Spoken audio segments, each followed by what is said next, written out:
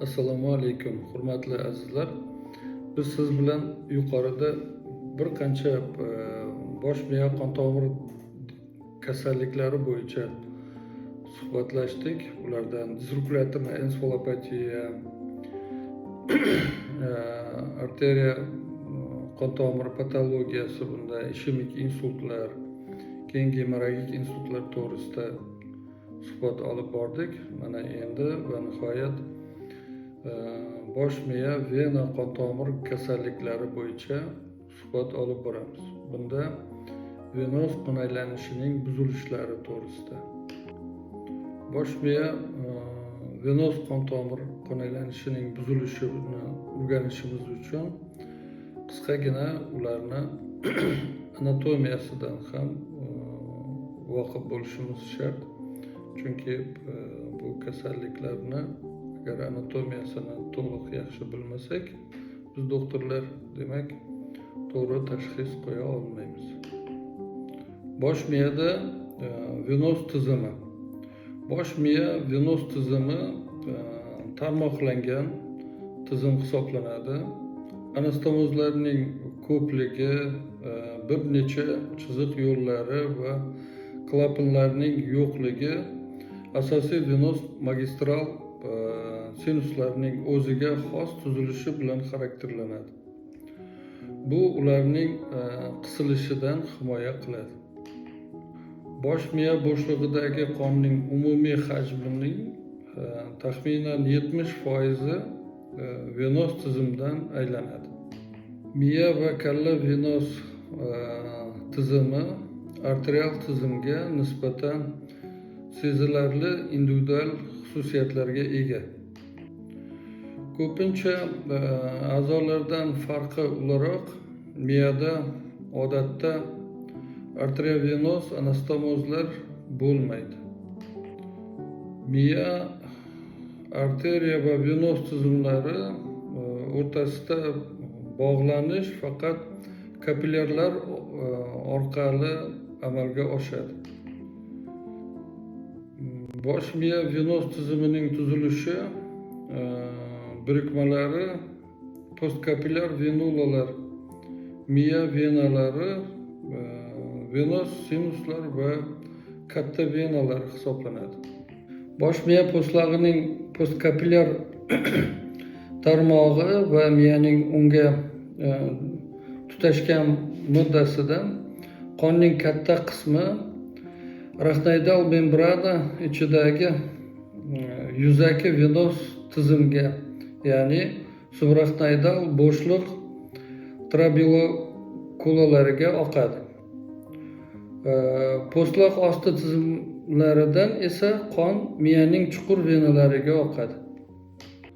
Yuzaki vena tarmog'i va miya chuqurligidagi miya venalari ko'proq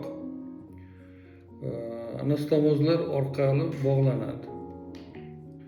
Qon yuzaki venalar, vena cerebri superficialis superior et inferiordan venoz sinuslarga oqadi.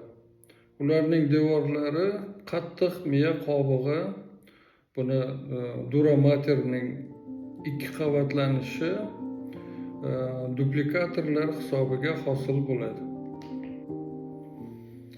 Miya yarim sharlarining yuqori sohasidagi venalardan precentral va to'g'ri venalar oqadi. Miya yarim sharlarining pastki sohasidan esa venoz qon kavernoz pterigio-parental sinuslar va miya asosiy venalariga kiradi. Miya yarim sharlarining medial yuzasi to'qimalaridan venoz qon asosan pastki uzunchoq sinusga oqadi. Venoz sinuslar tizimidan esa qon ichki va ma'lum darajada tashqi yugular, ya'ni yarimni venalarga oqadi. Miya chuqur venoz tizimi qonni qon tomirlar chigalidan va bosh miya yon qorunchalari va uchinchi qorincha devorlaridan, po'stloq osti yadrolaridan, miya ustuni qismi sohasidagi ko'ruv do'ngligi miyachadagi qonning yig'uvchi venos chegaralaridan iborat hisoblanadi. Buni ichki venalar, ya'ni bosh miyaning ichki venalari chuqur venalarni birlashtirishi natijasida hosil bo'ladi. Simmetrik ichki miya venalari va miya tagligi venalari birlashib katta venalar, ichki miya venalarini, cerebro internani hosil qiladi. Juft ichki miya venalarining birlashuvi juftlashmagan katta miya venalarini, ya'ni vena cerebro magna, vena galena deb nomlangan venalarni hosil qiladi. U to'g'ri sinusga ochiladi. Bosh miyaning asosiy venalari peshona sohasining medial va bazal sohalarini, korpus callosum, ya'ni qodoqsimon tananing oldingi sohalari, rayla orolchasi, ko'ruv trakti, ko'ruv xiyazmasi, gipofiz o'rami, tizzasimon tana, miya ustunining bazal sohalarini drenaj qiluvchi venos tomirlarni o'z ichiga oladi. Bosh miya tagligidagi ko'pgina venalarning qo'shilishi Rozentalning taglik venalarini hosil qiladi. Ular ichki miyaning ichki venalari kabi katta vena, ya'ni Galen venasiga oqadi. Bosh miyaning ko'ndalang chizig'ida ko'ndalang miya egatlarining qalinlashgan qismining pastki yuzasi bilan to'rtto'nglik plastinkasi orasida chuqur joylashgan bo'ladi. Bosh miyaning katta venasi, ya'ni Galen venasi to'g'ri venos sinusiga oqadi.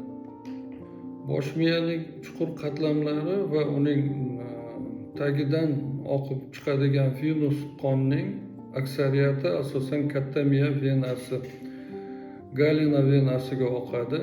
Keyin esa to'g'ri venos sinusga kiradi. Bu sinus miyaning chuqur va tag qismlarini oqib keladigan venos qonning asosiy yig'uvchisi hisoblanadi. Yuzaki va chuqur venos tizimlari o'rtasida ko'plab bog'lanishlar mavjud hisoblanadi. Bu bog'lanishlar miya oq moddasining joylashgan to'risida to'g'ridan to'g'ri venos anastomozlari, miya ustuni va miya tagligidan qon qabul qilib, katta miya venozlariga oqadi. Bazal venalar orqali o'rnatiladi. Bosh miya